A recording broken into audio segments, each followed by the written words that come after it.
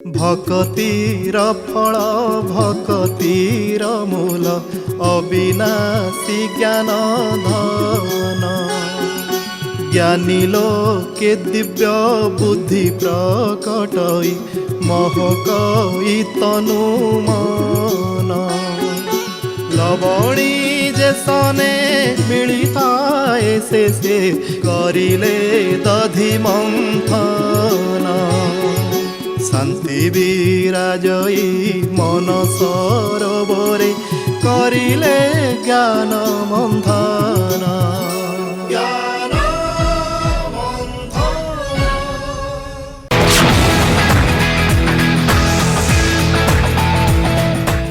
ओम शांति ज्ञान मंथन कार्यक्रम को आपण मान स्वागत।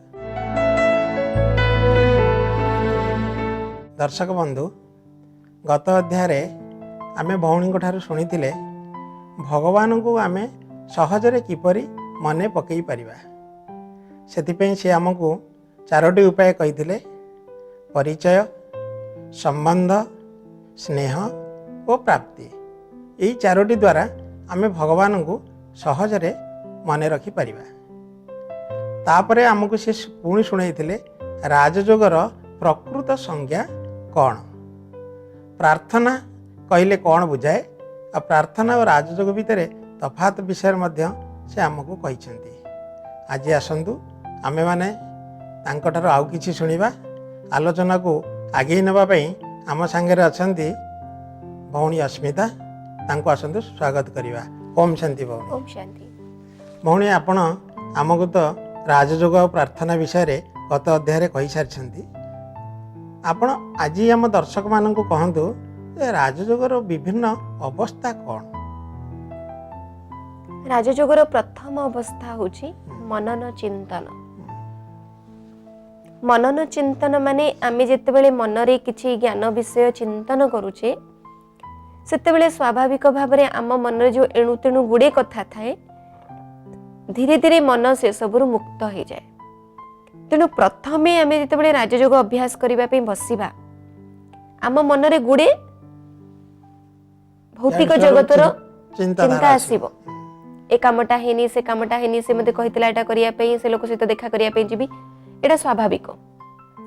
किंतु एगुडा को एडेइबा पई आमे जदि खाली रे एडेइबा को चाहिबा ताले एडेइ हबनी। आमे जेतेबेले मन को कोनोसी गोटे जागा रे जोड़िबा पई चेष्टा करिबा बा आउ किछि गोटे आमे कॉन्शियसली भाबिबा पई प्रचेष्टा करिबा सेतेबेले मन अन्य सब कथारु मुक्त हे जेबो।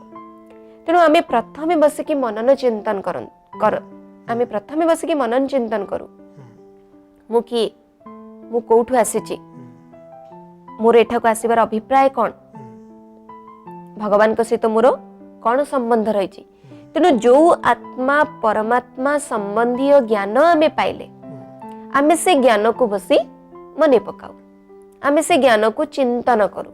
किछि समय चिंतन करिबा परे आमको बहुत सुंदर सुंदर ज्ञान रत्न मिले। जेमिति आमे सुनिचे सागर मंथन कथा। देवता और असुरंक भितरे सागर मंथन हैला। जेतेबेले सागर मंथन करागला सेतेबेले प्रथमे विष बाहरला। आ देवता माने देखले जे ए विषरे आमे बंची परिबुनु। अचेत अवस्था तांकर हेई आसला। सेतेबेले से माने शिवंक पाखकु गले एवं शिवंक कहिले जे सागर मंथन ने आमे हारी गला भलिया जाना पडुची, कारण ए विषरे आमे अचेत हो जाउचु।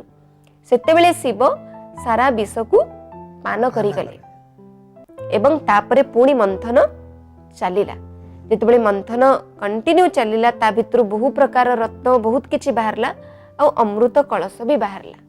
से अमृत कलश को श्री लक्ष्मी धारण कले एवं से अमृत को जेतेबेले देवता माने पान कले सेतेबेले अमरत्व को लाभ कले। तार माने होची कोन। आपण सागर मंथन तो शुणी चंदी, किंतु विचार सागर मंथन मनरे प्रश्न सृष्टि करि पारे। ये की प्रकार मंथन? मन को सागर सहित तुलना करा जायछि।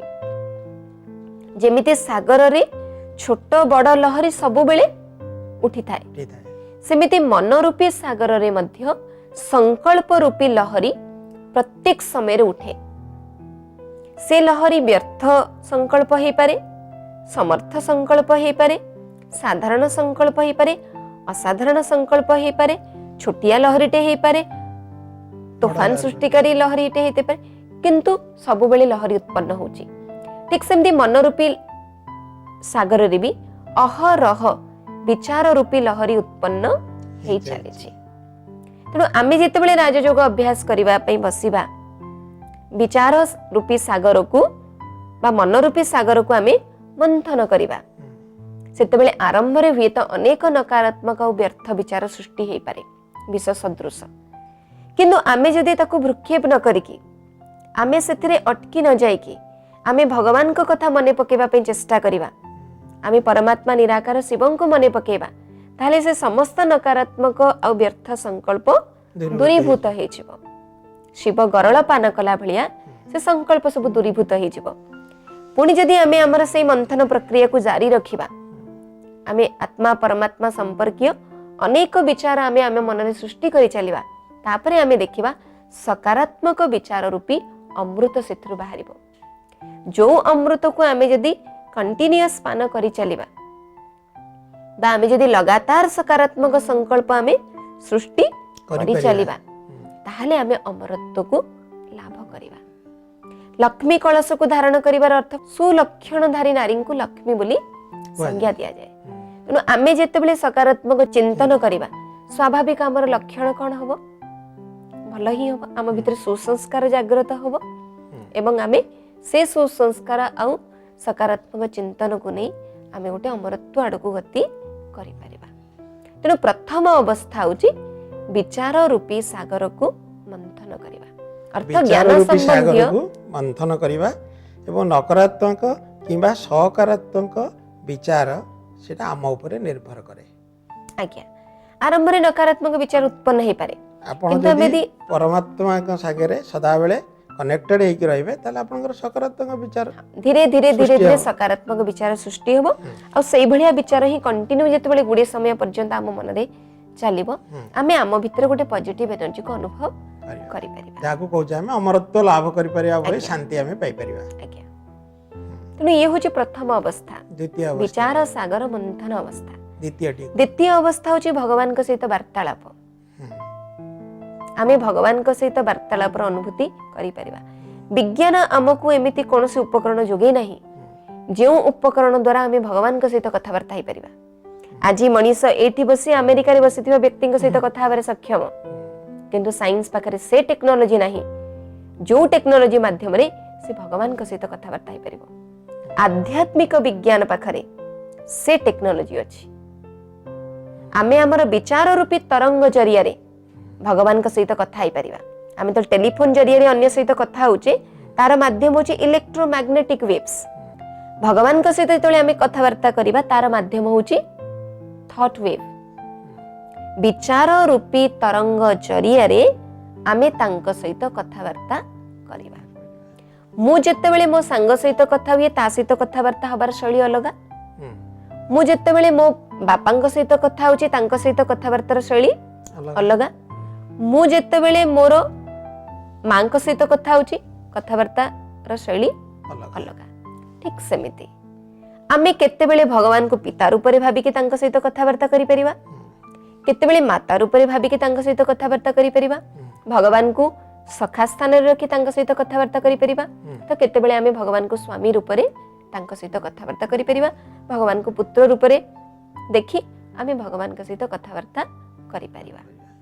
ତେଣୁ ଆମେ ଯେତେବେଳେ ଭଗବାନଙ୍କ ସହିତ କଥାବାର୍ତ୍ତା କରିବା, ବେଳେ ବେଳେ ମନରେ ପ୍ରଶ୍ନ ଉଠେ ଯେ ଭଗବାନଙ୍କ ସହିତ ଆମେ କଣ କଥାବାର୍ତ୍ତା ହେବା।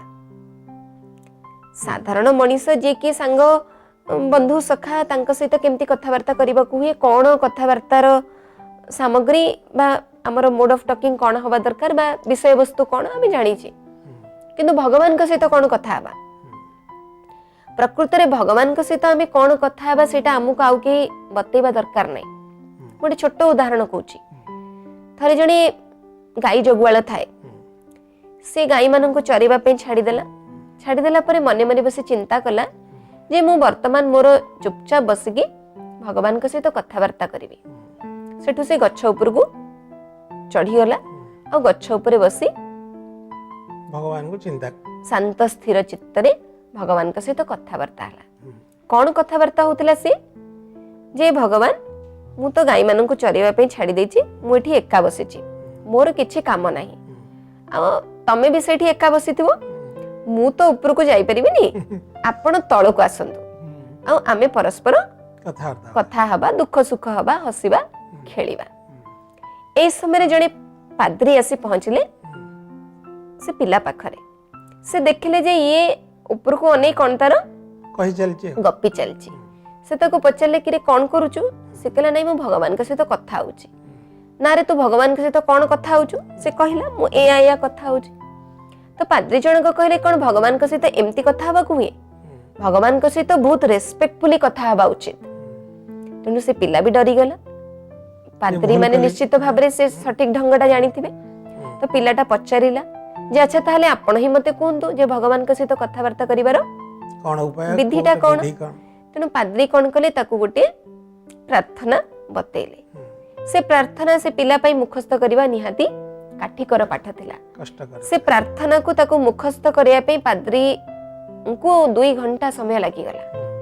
2 ଘଣ୍ଟା ସମୟ ଦେଇ ସେ ତାକୁ ଗୋଟେ ପ୍ରାର୍ଥନା ମୁଖସ୍ଥ କରେଇଦେଲେ। ଆଉ ତାକୁ କହିକି ଗଲେ ଯେ ତୁ ସବୁଦିନ ଏଇ ପ୍ରାର୍ଥନାକୁ ଗାଇବୁ, ଆଉ ସେଇଟା ହିଁ ଭଗବାନଙ୍କୁ କଥାବାର୍ତ୍ତା ହବା ସହିତ ସମାନ। ପାଦ୍ରୀ ଜଣକ ବହୁତ ଖୁସି ଅନୁଭବ କଲେ ଯେ ଯାହା ହଉ ଆଜି ଜଣକୁ ମୁଁ ଭଗବାନଙ୍କ ସହିତ କଥାବାର୍ତ୍ତା ହବାର ଠିକ ବାଟ ବତେଇ ଦେଇଛି। ବାଟରେ ଯାଉ ଯାଉ ତାଙ୍କ ମନରେ ଏଇ ଭାବନା ଯେତେବେଳେ ସୃଷ୍ଟି ହେଲା ଯେ ଆଜି ମୁଁ ଗୋଟେ ବହୁତ ଭଲ କାମ କରିଛି, ଆଉ ମୁଁ ଜଣେ ଲୋକକୁ ଠିକ ବାଟ ଦେଖେଇଛି, ସେତେବେଳେ ଉପରୁ ଆକାଶବାଣୀ ହେଲା ଯେ ତୁମେ ଆଜି ବହୁତ ବଡ ଭୁଲ କରିଛ। ଇଏ ଚମକି ପଡିଲେ ଯେ ମୁଁ ତ କିଛି ଭୁଲ କରିନି, ଏମିତି ହଠାତ୍ ଆକାଶବାଣୀ ହବାର କଣ ବା ଅଭିପ୍ରାୟ? ସେତେବେଳେ ସେ ଜାଣିବାକୁ ଚାହିଁଲେ ଯେ ମୁଁ କଣ ଭୁଲ କରିଛି। ତାଙ୍କୁ ସେତେବେଳେ ନିର୍ଦ୍ଦେଶ ମିଳିଲା ଯେ ମୋର ପ୍ରିୟ ସଖା ସବୁଦିନ ମୋ ସହିତ ଅନ୍ତରର ବାର୍ତ୍ତାଳାପ କରୁଥିଲା। ତା ମନରେ ଯାହା ଆସେ ସେ ମତେ ପ୍ରିୟ ସଖା ଭଳିଆ କହି ପକାଏ। କିନ୍ତୁ ତୁମେ ଆଜି ଏ ଯୋଉ ତାକୁ ଘୋଷା ପାଠ ଶିଖେଇ ଦେଇଛ, ସେ ବର୍ତ୍ତମାନ ଆଉ ତାର ଯୋଉ ଅନ୍ତରର କଥାବାର୍ତ୍ତା ହଉଥିଲା ସେ କଥାବାର୍ତ୍ତା କରିବନି, ସେଇ ଘୋଷା ପାଠକୁ ହିଁ ସବୁଦିନ ଘୋଷିବ। କହିବାର ତାତ୍ପର୍ଯ୍ୟ ଯେ ମୁଁ ଭଗବାନଙ୍କ ସହିତ କଥା କଣ ହେବି ସେଟା ମତେ ଆଉ କେହି ଲେଖିକି ଦେଇପାରିବେ ନାହିଁ। ସେଟା ସମ୍ପୂର୍ଣ୍ଣ ନିଜସ୍ୱ। ମୁଁ ମୋ ବାପାଙ୍କ ସହିତ ସବୁଦିନ କଥା ହଉଛି, କିନ୍ତୁ କଣ ସବୁଦିନ ମୁଁ ଯାହା କଥା ହଉଛି ସେଟା ସମାନ କି? ନା ସମାନ ହେଇପାରିବ? କଦାପି ନୁହେଁ। ଆଜି ମୋର କିଛି ଗୋଟେ ଅସୁବିଧା ହେଇଛି, ମୁଁ ସେଇ ବିଷୟରେ ବାପାଙ୍କ ସହିତ କଥା ହେବି। କାଲି ମୁଁ ବହୁତ ଭଲରେ ଅଛି, କିଛି ଗୋଟେ ଭଲ ଅନୁଭୂତି କରିଛି, ମୁଁ ମୋ ବାପାଙ୍କ ସହିତ ସେଇ ଅନୁଭୂତିକୁ ସେୟାର କରିବା ପାଇଁ ଚାହିଁବି। ତେଣୁ ପ୍ରତ୍ୟେକ ଦିନ ମୁଁ ବାପାଙ୍କ ସହିତ କଥା ହଉଛି, କିନ୍ତୁ ପ୍ରତ୍ୟେକ ଦିନ ମୋର କଥା ହେବାର ବିଷୟବସ୍ତୁ ଅଲଗା। ମୁଁ ଅନ୍ତରରେ ଯାହା ମୋ ମନରେ ଆସୁଛି ମୁଁ ବାପାଙ୍କ ସହିତ ଖୋଲାରେ କଥା ଠିକ ସେମିତି ଆମେ ବି ଭଗବାନଙ୍କ ସହିତ ଖୋଲା ହୃଦୟରେ ହାର୍ଟ ଟୁ ହାର୍ଟ କମ୍ୟୁନିକେସନ ଯୋଉଟାକୁ କୁହାଯାଏ, ଆମେ ଭଗବାନଙ୍କ ସହିତ କଥାବାର୍ତ୍ତା ହେଇପାରିବା। ଅସୁବିଧା ପଡିଛି ଭଗବାନଙ୍କୁ ଜଣେଇ ପାରିବା। ଏଟା ଡେଫିନାଇଟ, ଏଟା ନିଶ୍ଚିତ ଯେ ଯଦି ଆମେ ଅନ୍ତର ସହିତ ନିଜ ଅସୁବିଧାକୁ ଭଗବାନଙ୍କୁ ବତଉଛେ ତାହେଲେ ତାଙ୍କଠୁ ସଲ୍ୟୁସନ, ତାଙ୍କର ସମାଧାନ ନିଶ୍ଚିତ ଭାବରେ ମିଳିବ। ମୁଁ ଗୋଟେ କିଛି ଭଲ ପ୍ରାପ୍ତି ପାଇଛି, ମୁଁ ପରମାତ୍ମାଙ୍କ ସହିତ କଥାବାର୍ତ୍ତା କରୁଛି ଯେ ଆପଣ କେତେ ଦୟାଶୀଳ, ଆପଣ ଯଦି ମତେ ସଦ୍ବୁଦ୍ଧି ନ ଦେଇଥାନ୍ତେ ତାହେଲେ ଏତେ ସୁନ୍ଦର କାର୍ଯ୍ୟ କରିବାର କ୍ରେଡିଟ ମୁଁ ପାଇପାରିନଥାନ୍ତି। ଆପଣଙ୍କ ଅନ୍ତର ସହିତ ସେ ଅନ୍ତରର କୃତଜ୍ଞତା ମୁଁ ଜ୍ଞାପନ କରୁଛି, ଏବେ ଭଗବାନଙ୍କ ସହିତ କଥାବାର୍ତ୍ତା। ତେଣୁ ଯେତେବେଳେ ଭଗବାନଙ୍କୁ ଆଖି ଆଗରେ ରଖି ତାଙ୍କ ସହିତ ଆମେ ଗୋଟେ ସମ୍ବନ୍ଧକୁ ଯୋଡ଼ି ସେଇ ସମ୍ବନ୍ଧରେ ଆମେ ଭଗବାନଙ୍କ ସହିତ ଲମ୍ବା ସମୟ ଧରିକି କଥାବାର୍ତ୍ତା କରିବା, ତାପରେ ଆମେ ପହଞ୍ଚିବା ରାଜଯୋଗର ଏକ ତୃତୀୟ ସ୍ଥିତିକୁ। ସେଇ ସ୍ଥିତି ହଉଛି ଯୋଉଠି ଆମେ ଭଗବାନଙ୍କ ସ୍ମୃତିରେ ମଗ୍ନ ହେଇଯାଇଛେ, ଆମେ ଭଗବାନଙ୍କ ସ୍ମୃତିରେ ଏକାଗ୍ର ଚିତ୍ତ ହେଇଯାଇଛି, ଆମ ମନ ଆଉ ବୁଦ୍ଧି ସମ୍ପୂର୍ଣ୍ଣ ଭାବରେ ସ୍ଥିର ହୋଇଯାଇଛି। ମୁଁ ଆତ୍ମା, ମୁଁ ରଙ୍ଗମଞ୍ଚକୁ କାହିଁକି ଆସିଛି, ଭଗବାନ ମୋର ପିତା, ଭଗବାନ ମୋର ସଖା, ତାଙ୍କ ସହିତ ମୁଁ କଣ୍ଟିନ୍ୟୁ କଥାବାର୍ତ୍ତା କରି ଚାଲିଲି। ତ ଯୋଉ ଆରମ୍ଭରେ ମତେ ଯୋଉ ଡିଷ୍ଟ୍ରାକ୍ସନ ହଉଥିଲା, ମନେ ପଡୁଥିଲା ଏଇ ଜିନିଷ କି ସେ ଜିନିଷ କି ସେ ଲୋକ, ସିଏ ବର୍ତ୍ତମାନ କଣ ହେଇଯାଇଛି, ସେ ସମ୍ପୂର୍ଣ୍ଣ ଭାବରେ ଦୂରେଇ ଯାଇଛି। ବର୍ତ୍ତମାନ ମୋ ଆଖି ଆଗରେ କିଏ, କେବଳ ଭଗବାନ, ମୋ ବାପା ଆଉ ମୁଁ।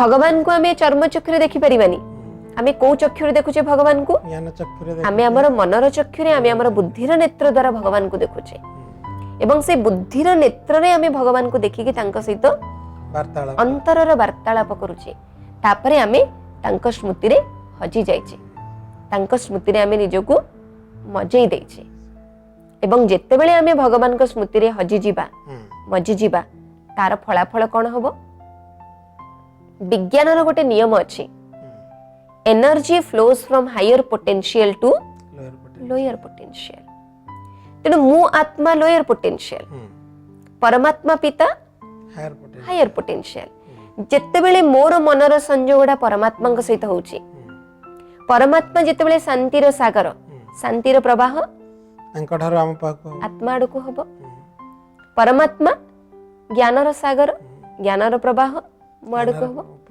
परमात्मा शक्तिर भंडार शक्तिर प्रवाह मो आड़को हबो तेणु आमे गोटे अनुभूतिर स्तर को चली जिबा जोठी शांति सुख आनंद प्रेम ज्ञान शक्ति पवित्रता जो आमे चर्चा करथिले आत्मार सातटी मौलिक गुण से सातटी जाक मौलिक गुण को आमे अनुभूति स्तर रे अनुभव करि परिबा मु जेतेबेले योगाभ्यास आरंभ करथिली सेतेबेले मो मन अशांत थिला मु 10-15 मिनिट समय भगवान का सहित मन को जोड़िली मोर अशांति दूरीभूत हो गला मु गभीर शांतिर अनुभूति करूची किछ गोटे घटना घटी जाइथिला मो मन भारी दुखी जाइथिला किंतु मु भगवान को मने पकेली मो मन भितरे अफुरंत आनंद आसीगला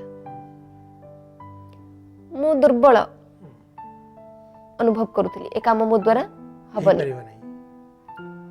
जोग कली मो भितरे असीम शक्तिर संचार हैला मु वर्तमान अनुभव करूची जे काम मु ही करिवि मु निराश हो जाइथिली मु गोटे काम करूथली मते चारि लोक चारि प्रकार समालोचना करूथले मु निराश हो जाइथिली जे एते समालोचना सुनी कि मु ये काम आउ करिबिनी हताश हो जाइथिली मु जोग कली मो भितरे साहस मो भितरे धैर्य मो भितरे दंभ सब आसी गला शक्ति सब तक मु वर्तमान भाबुची जे जे जहा कोन फरक पडुनी मोर उद्देश्य ठीक मु ठीक बाटरे अछि तेणु मोर अटकीबार नाही भगवान मो संगरे अछंती तेणु प्रत्येकटी कार्य रे जो भी प्रकार आम भितरे दोष दुर्बलता रही थाए आमे योगाभ्यास करिबा द्वारा आमर से दोष दुर्बलता दूर हो जाए आम भितरे तार अपोजिट पॉजिटिविटी भर्ती हो जाए आमे प्रत्येकटी कार्य को ठीक रे करिया पे सक्षम हो जांती सेति पे कह जे विज्ञान भी कहूची energy flows from higher potential to lower potential तेणु आत्मा होची लोअर पोटेंशियल परमात्मा होचंदी हायर पोटेंशियल तेणु जेतेबेले मन परमात्मा सहित जोड़ी होची परमात्मा शांतिर सागर शांतिर प्रवाह होची आत्मा भितर को परमात्मा ज्ञानर सागर ज्ञानर प्रवाह होची आत्मा भितर को परमात्मा शक्तिर भंडार शक्तिर प्रवाह होची आत्मा आड़को तेणु आत्मा सशक्त हो जाउची आत्मा शांत हो जाउची आत्मा भितरे खुशीर शांति शक्ति सब आत्मा भितर भरपूर हो जाउची धैर्य सहनशीलता सब किछि तेणु अल्प समय आमे अभ्यास करिबा किंतु सारा दिन पई हुए तो से आम भितरे शक्तिर संचार कर देबार सक्षमता रखुछि अर्थ आपण कहउछन्ती योगाभ्यास करबा द्वारा आत्मा परमात्मा का ठारू सब जो गुण परमात्मा का देहरे जतिकी गुण अछि से गुण को से ग्रहण करि निए ग्रहण करिकी निजे सशक्त हो जाए सशक्त है कि से आहुरी विशेष कार्यक्षम हो जाए एवं तार काम को से आहुरी सुचारू रूपे भल भाव में करिवार शक्ति पाई थाए सेति पे कह जे योगा करिबा द्वारा कार्य कुशलता बढ़ी थाए वृद्धि पाई थाए कार्य दक्षता वृद्धि पाए माने परमात्मा को हमें सब शक्ति पाई परथो आज्ञा तेनु जेते बेले मु गोटे छोटिया उदाहरण दउची धरि नियंतु आमे गोटे टेप रेकॉर्डर कथा भाबिबा से टेप रेकॉर्डर रे गोटे कैसेट पड़ीची लता मंगेशकर को गीत बाजुची पावर कट हेले बैटरी द्वारा भी से टेप रेकॉर्डर चली परिबो से व्यवस्था मध्ये अछि पावर कट हे जायची आ बैटरी रे टेप रेकॉर्डर चलीची खूब सुंदर गीत चलीची आमे ताकू उपभोग करूची गोटे गीत सरला बेल को मने होची आ गोटे सुनंती आ गोटे सरला बेल को मने होची आ गोटे सुनंती किंतु हठात धीरे धीरे से स्वरटा ବେତାଳିଆ ହବାକୁ ଲାଗିଲା ଆମେ ଜାଣିଲେ ଯେ ବ୍ୟାଟେରୀ ଯେ ବ୍ୟାଟେରୀ ଡାଉନ୍ ଡାଉନ୍ ହେଲା ହେଲା ଆମେ ମିଟର ଧରିକି ମାପୁ ନାହାନ୍ତି ନା स्वरटा बेतालिया हबाटा ही सूचौची जे बैटरी ବ୍ୟାଟେରୀ ଡାଉନ୍ ହେଇଯାଉଛି डिस्चार्ज हेई आसलानी ठीक सेमिति आमे भी विभिन्न प्रकार स्थिति परिस्थिति को दैनंदिन जीवन रे फेस करूचे जे पर्यंत आम पाटिरु मधुर कथा बाहरुची भल कथा बाहरुची शुभ कथा बाहरुची से पर्यंत बैटरी चार्ज अछि जेते बेले पार्टी कर्कश ध्वनि बाहरला आमे चिड़चिड़ा ही कथबार्ता करने को आरंभ कले it itself is a proof एटा प्रमाण करे जे आत्मा रूपी बैटरी डिस्चार्ज होबाको आरंभ कला डिस्चार्ज होबा आरंभ कलानी विचार करंतु सारा दिन रे आमे केते थर चिड़चिड़ होउचे केते छोट छोट कथा रे आमे विरक्ति भाव प्रकाश करूचे ता माने केते शीघ्र हम बैटरी डिस्चार्ज हो जाଉଛି डिस्चार्ज हो जाउची बैटरी जेते बेले डिस्चार्ज हो जाए रिचार्जेबल बैटरी हेतले आमे ताको कोन करूचे आमे ताको इमीडिएट रिचार्ज कर दोचे तेबले रिचार्ज हो जाउची बैटरी फुल हो जाउची सेते बेले जोटा हेई पारु नथिला से कामटा हेई परचे जो भलो गीतटा बाजी पारु नथिला से टेप रेकॉर्डर द्वारा वर्तमान पुणी भलो बाजिला गीतटा पुणी भलो रे बाजिला ठीक सेमिति आम आत्मा रूपी बैटरी भी वर्तमान संपूर्ण भाव में डिस्चार्ज हो जाए कहले भूल हम ना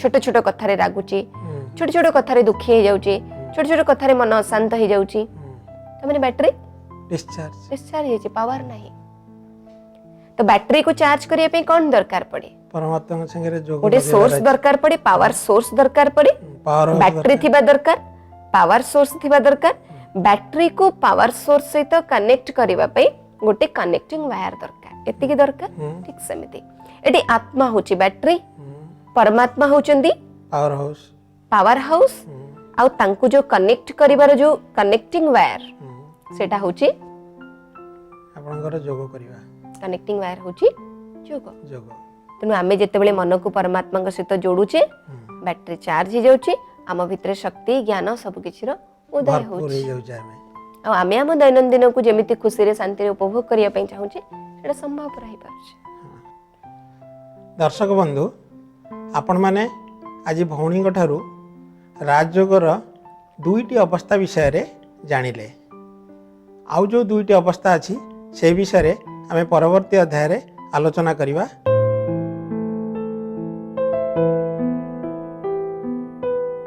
आजिर कार्यक्रम एइठी रखिबा देखा हेबो आगामी अध्याय रे। ओम शांति। आपण मानकु ए अध्याय केमती लागिला चिठी लेखि निश्चय जणाइबे। आमर ठिकଣା हैला